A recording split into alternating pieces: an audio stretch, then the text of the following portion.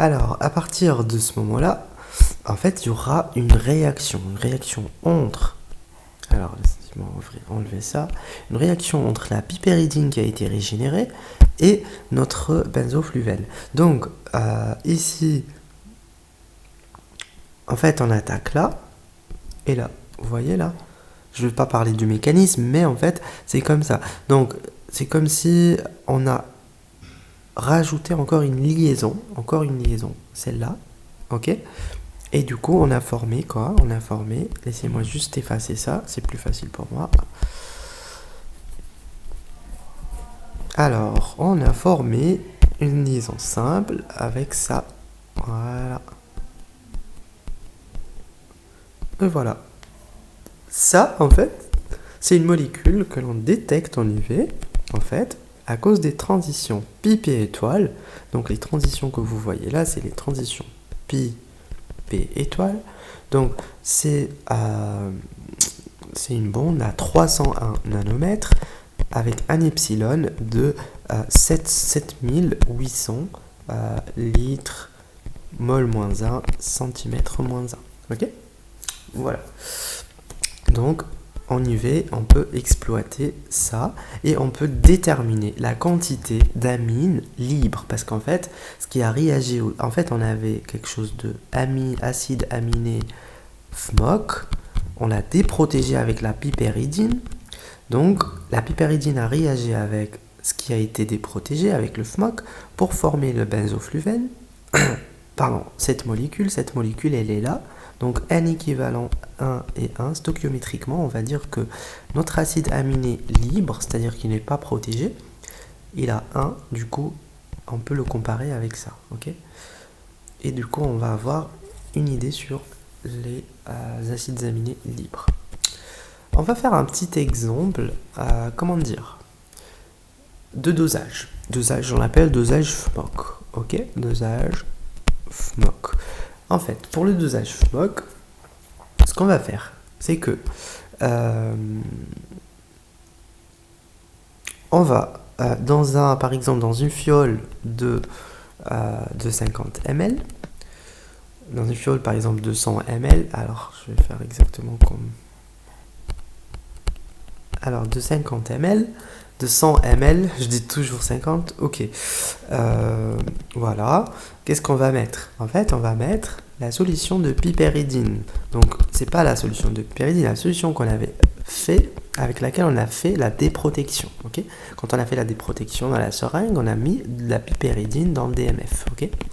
Et du coup, on a laissé agiter un moment. Et du coup, une fois que l'agitation a été finie, du coup, on récupère le tout dans la fiole. Pardon. Ici, rappelez-vous qu'il y a toujours notre acide aminé. Et du coup, on récupère le tout, on a dit, dans la fiole pour faire le dosage.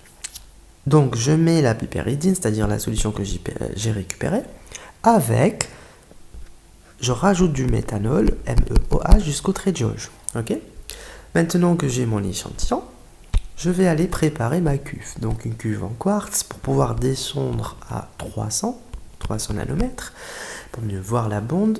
Et du coup, pour arriver à avoir une absorbance vers 0,5, il y a un protocole. Par exemple, on peut mettre 2,8 ml de méthanol. Donc ça, c'est notre solvant, c'est le blanc.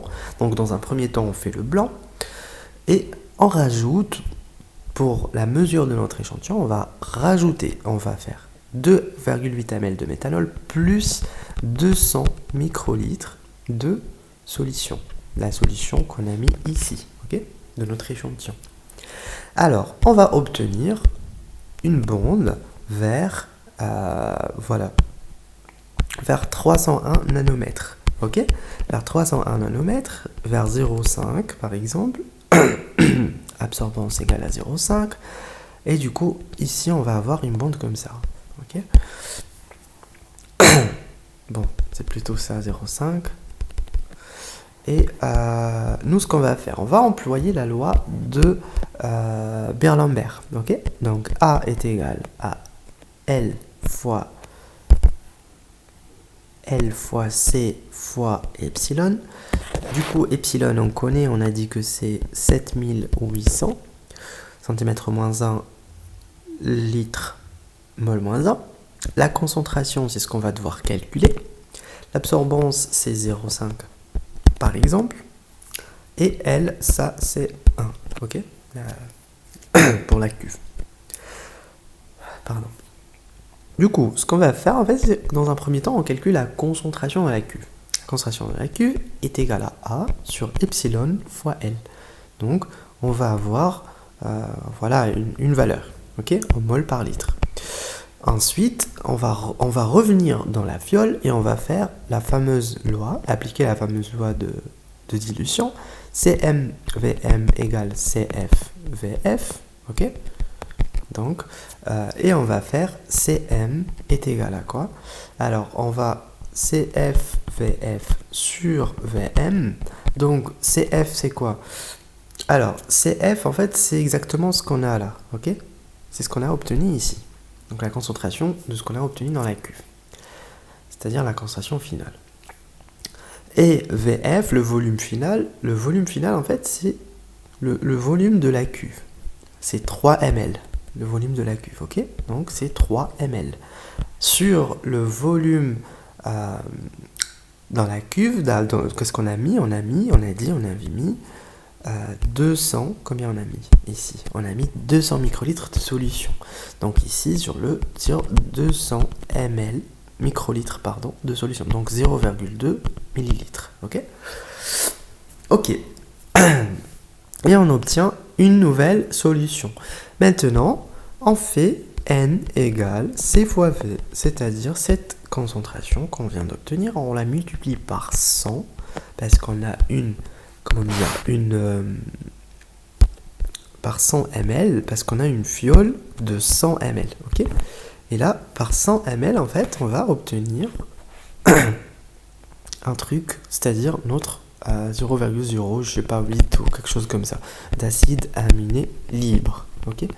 Et c'est ça ce qu'on a besoin. Après, en fait, à chaque fois, on le fait au fur et à mesure des couplages, et on trace une droite, par exemple, ici, les couplages, si par exemple on a greffé 5 acides aminés, ou 3, bah, ça c'est le premier acide aminé, ça c'est le deuxième, et ça c'est le troisième. Et ça, vers 0, en fait, c'est la toute première. C'est le greffage du premier acide, c'est la déprotection, pardon, de la résine. Une fois que vous faites la manipulation, vous allez comprendre. Essayez pas trop de comprendre ça. Ici, c'est la déprotection de la résine, pardon, du linker, ok? Donc ici, on va avoir quelque chose comme ça, de stable, qui diminue légèrement, ok? Bon, on peut avoir autre chose, c'est-à-dire comme ça. Voilà, donc ça diminue, ça augmente, ça diminue, et du coup, c'est au milieu, quoi. Voilà, donc c'est pas bien d'avoir quelque chose comme ça, ok? Qui diminue, et après ça réaugmente. Non.